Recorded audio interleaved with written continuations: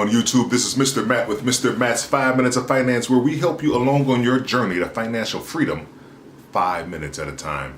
Today, I want to speak about education and to whether or not education is a good return on that investment. First, some statistics. 40% of those who start a 4-year degree don't finish.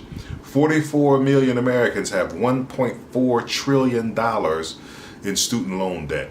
And we often hear USA is number one in college dropout rates.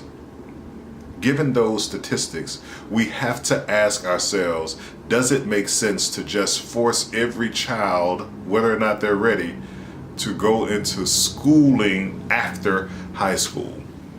And I think the answer is going to vary from place to place and from person to person.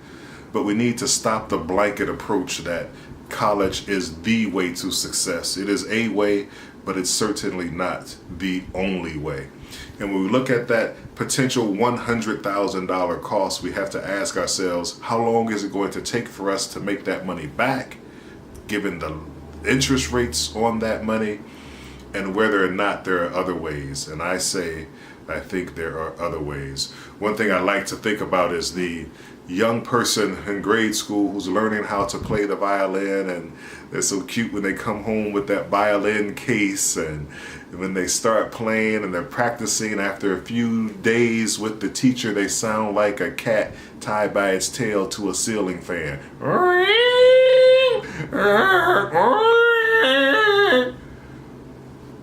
Yeah, not very pleasant, right? So if you had that talent in that child, would you take $100,000 that you don't have, borrow $100,000 and buy a Stradivarius violin to continue to give that child lessons after the 3rd grade? Probably not.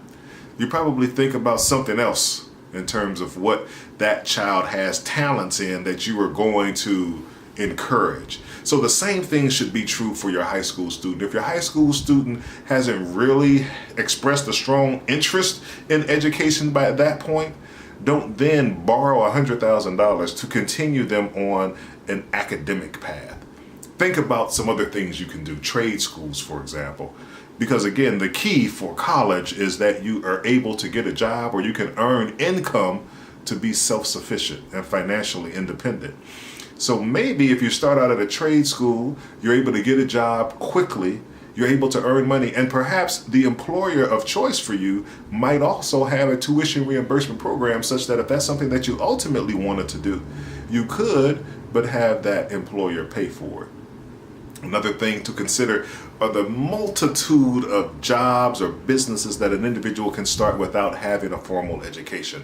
My goddaughter was in town this weekend and she is wonderful at braiding hair. She does nails. She has these skills that people will pay for right now, regardless of whether or not she has a college degree. So an option for her might be to start a business, to buy a shop, to rent out booths in that shop, and to do hair and nails herself and immediately start to have an income stream.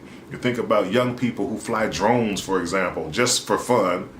But if that's a skill that they're good at, there are actually jobs that an individual can have today in the military, I know for sure. And coming up, I believe, in Amazon and places that do deliveries, they might be doing deliveries by drone. So you see your kid out there playing with a drone, they're very good at it. Instead of chastising them and telling them to get back in the house and study their college algebra exams, maybe it's stay out there in those drones and get proficient at that, because that might end up being a career option for you as well. And understand, in terms of college debt, it's one of those that they've really locked up Congress in terms of creating laws that support the industry more than they support the student.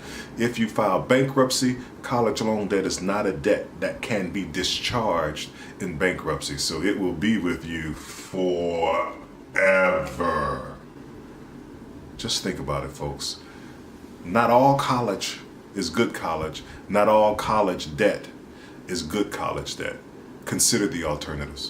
This has been Mr. Matt with Mr. Matt's 5 Minutes of Finance. Comment on this video, tell me what you think. Subscribe, push the like button. When you subscribe, push the notification button so that you get an email alerting you when a new video is out. Every Thursday, we have at least one video released. Until next time, take care of yourselves and your financial futures.